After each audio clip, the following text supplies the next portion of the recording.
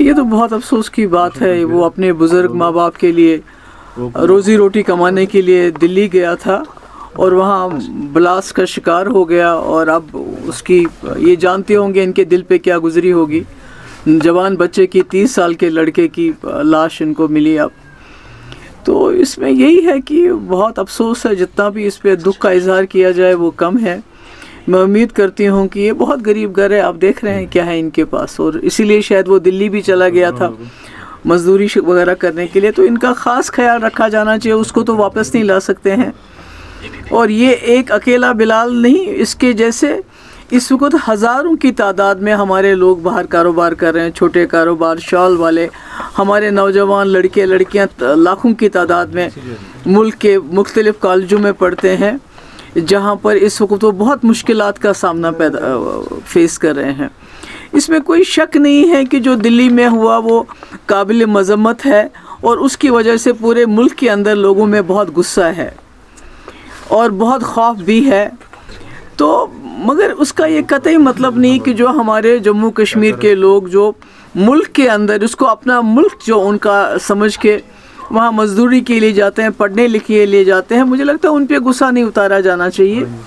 और साथ ही एक माँ की हैसियत से मैं सोचती हूँ कि हम लोगों के लिए, जम्मू कश्मीर के लोगों के लिए ये एक लम्हे फ़िक्र है कि हमारे नौजवान पढ़े लिखे डॉक्टर जैसे, जिनको इस कौम की खिदमत करनी चाहिए, एक अच्छी ज़िंदगी बसर करनी चाहिए, वो इतना खौफनाक रास्ता इख्तियार कर रहे हैं, इतना ख़तरनाक रास्ता इख्तियार कर रहे हैं, वो मौत को तरजीह दे रहे हैं ज़िंदगी के बजाय। तो ऐसे में मुझे लगता है जो हमारे उलमा हैं, जो हमारे मजहबी लीडर हैं, जैसे मीर वाइस साहब हैं, जैसे रहमतुल्लाह साहब हैं, और भी जितने लीडर, मैं कितनों का नाम लूँ, उनको सामने आके इस पे बात करनी चाहिए कि हमारे नौजवानों को ये रास्ता नहीं इख्तियार करना चाहिए। बेशक 2019 में जो हमारे साथ हुआ, जिस तरह से 370 को ख़त्म किया गया, उसके बाद यहाँ के लोगों के ऊपर दबाव किया गया, एक पकड़ दकड़ का माहौल है, एक बड़ा दम घुटने वाला माहौल पैदा किया गया, मगर उसका ये कतई मतलब नहीं कि हमारे नौजवान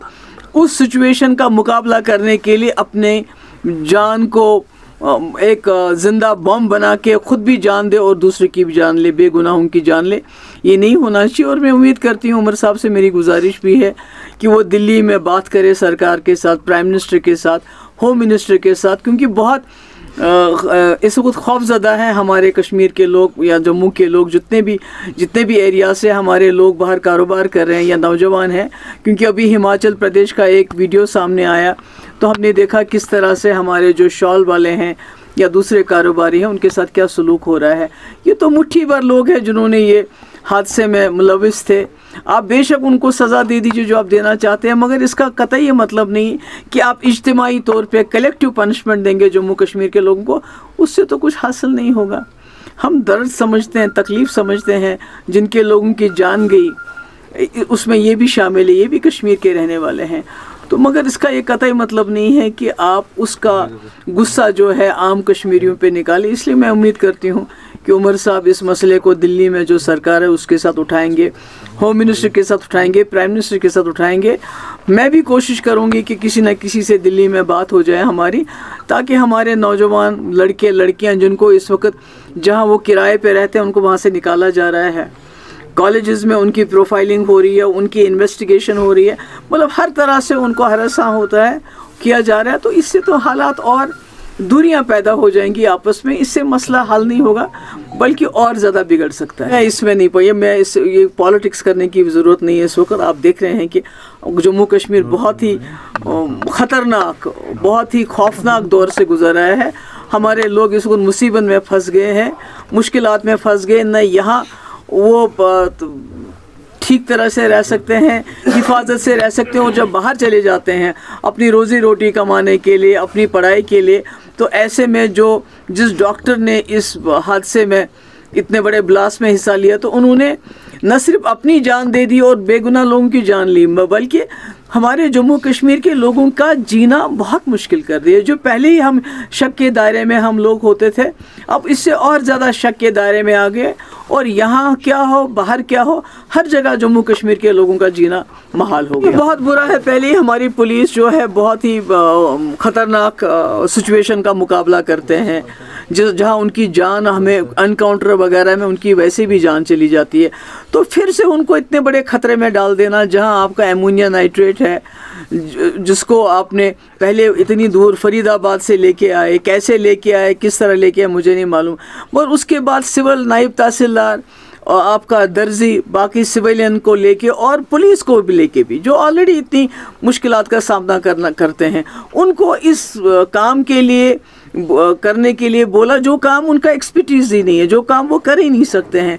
तो इतना बड़ा हादसा हो गया। मैं तो कहती हूँ कि इसकी इन्वेस्टिगेशन होनी चाहिए, क्योंकि एक हाथ अभी वहाँ हमारे दिल्ली में 15 लोग चले गए, जिसमें हमारे ये बिलाल साहब भी थे, और यहाँ हमारे 9 लोग चले गए। तो मुझे लगता है जम्मू कश्मीर इस वक्त बहुत बहुत मुसीबत से। देखिए, मुतालबे की क्या बात है, जो इनका तो लख्त जिगर चला गया है। कोई भी दुनिया का कोई कंपनसेशन इनके बेटे को वापस नहीं ला सकता है। मगर जो सरकार को जो करना है, न सिर्फ यहाँ की सरकार को, मैं कहती हूँ कि जो मरकजी सरकार है, जो दिल्ली में सिक्योरिटी के ज़िम्मेदार हैं, ये उनकी ज़िम्मेदारी है मरकजी सरकार की, होम मिनिस्ट्री की, जो दिल्ली में लोग हैं उनकी हिफाजत कैसे हो। तो उनकी तरफ से भी और यहाँ की सरकार की तरफ से भी इस ख़ानदान की पूरी मदद होनी चाहिए, और कम से कम ख़ानदान के एक फ़र्द को सरकारी नौकरी भी दी जानी चाहिए। Thank you so much. मजीद मुनफरिद और दिलचस्प वीडियोस के लिए हमारी YouTube चैनल जरूर सब्सक्राइब करें।